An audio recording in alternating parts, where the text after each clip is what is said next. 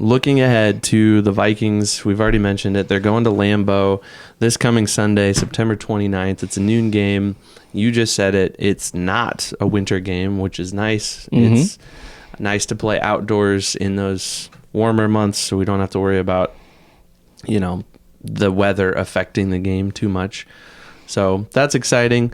Jordan Love looks like he might be coming back. Yeah, which is crazy. You saw that video a few weeks ago. Everybody did the slow-mo one of him being tackled against the Eagles at the end of the week 1 game, and his knee, something seemed to pop. So I don't know if there's a weird, that wasn't actually his knee popping and it was his knee pad or something going on. But, he's been practicing. It seemed like he was going to be questionable to play even this past week for the Packers against, who are they playing? The Titans? Titans, yeah. Ultimately, he didn't play. Malik Willis made the start, and who knew? Malik Willis is actually looking pretty decent. He's pretty mobile. Honestly, yeah, we're Vikings fans, but we can recognize good coaching and good teams when we see it. The Packers are coached very well, and I think that's just what it comes down to and why they've won the last 2 games. I, at this point, would still take the Vikings overall coaching staff and roster over the Packers, but I'm not predicting a definite blowout win against the Packers. It'll definitely be a game. I agree, and it's a divisional rivalry. Mm-hmm. It's one that Vikings and Packers fans look forward to because it's such a competitive rivalry over the years. Mm-hmm. But yeah, I'm excited to watch it. And I don't know. I still feel like even though Vegas is betting against them right now, against the Vikings, that is, they're currently 2.5-point underdogs going into Lambeau Field on Sunday. I like the Vikings' chances. I think Sam Darnold, if this is his injury is just minor and he's able to kind of work through it, if they're able to get Justin Jefferson's pinky finger figured out, Brian O'Neill, you get him back. Maybe Jordan Addison is fully healthy and able to come back. Sounds like he has a chance to play this week too. He might be the biggest question mark of all of those guys. But anyways, I like the Vikings' chances, and I think they can do it. Yeah.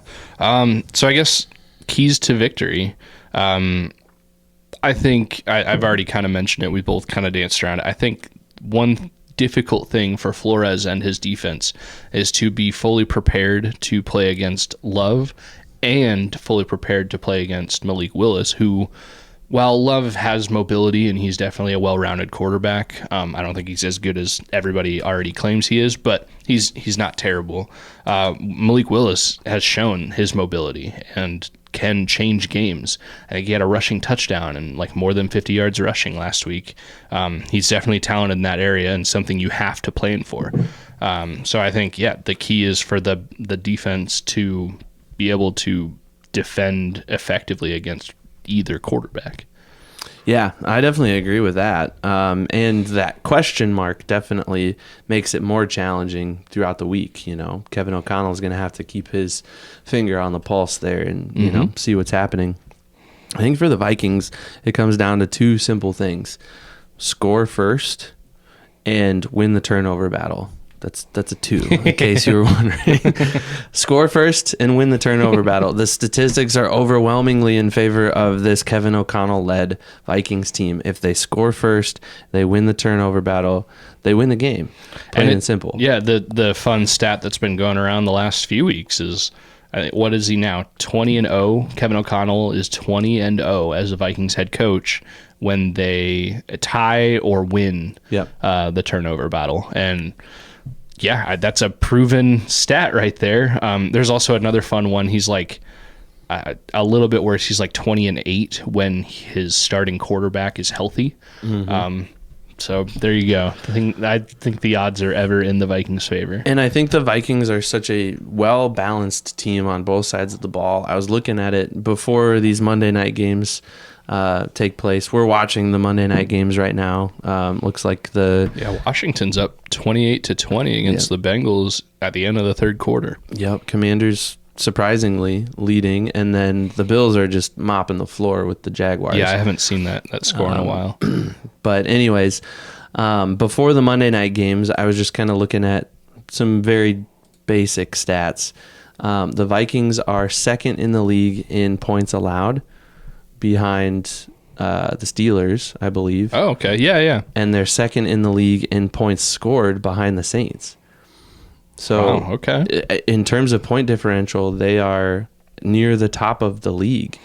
And that's just, again, kind of foreign territory for this Vikings team. Either the defense is really good, but the offense is struggling, or the offense is high powered, but man, they give up a lot of points on defense. To be at the top of the league in both of those categories is saying something. And I think you keep these guys healthy, you keep playing ball the way you've played ball, it's going to be tough to beat the Vikings this year. Yeah, that's funny. It reminds me of, I think it was O'Connell's first year in 2022. The Vikings, like, famously every week would somehow win, but they were still like negative in the point differential.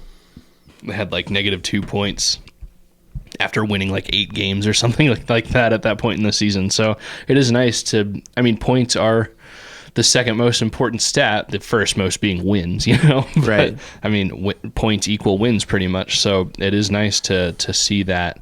And again, that kind of goes into the thing that I've been saying every week now. There hasn't been a Superman. And I think more and more that I say that, you know, we haven't had Darnold throw for 600 yards, or Jefferson somehow catch 8 touchdowns, you know, or like Jonathan Gennard, he might be the closest to a Superman we've had with 3 sacks, but nobody's had 4 interceptions, you know. But maybe that means the Superman is the coaching staff.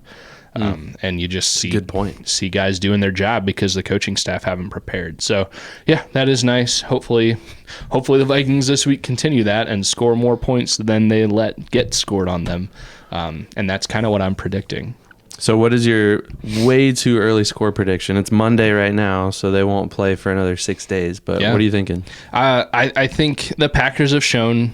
I think the whole NFC North has kind of shown that it's not the Vikings at the bottom. The Vikings are definitely towards the top, and then I think it's the Packers, and then the Lions are close, and then a very, very distant fourth is the Bears at this point.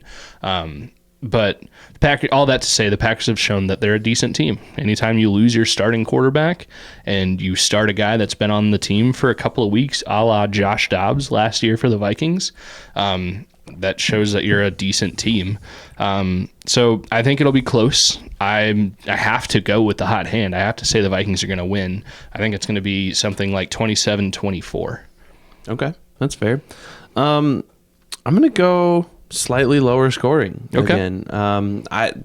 I predicted 17-13 Vikings, something like that, Vikings over Texans. I thought it was going to be a defensive battle. I'm going to stick with that narrative. I'm going to say 20-17. I think it's close, but I think Vikings pull it out 20-17. Will the thrill continues to be perfect? Yeah, that would. And I guess my score is 27 points. That's either a couple of field goals made or a missed extra point, but yeah, that definitely still relies on a good performance from Will Reichard. I almost forgot his name because I just wanted to keep going. Will the Thrill. Either way, I think at this point I feel confident. I think it's going to be a good win. Definitely a good game overall, and I don't think if they lose, it's not going to be some blowout. If they lose, it'll be because some unforeseen turnovers or crazy injury or something like that. Yeah, definitely things that you don't account for in the game plan. Hopefully those don't happen, but it's going to be a fun one to watch. I was going to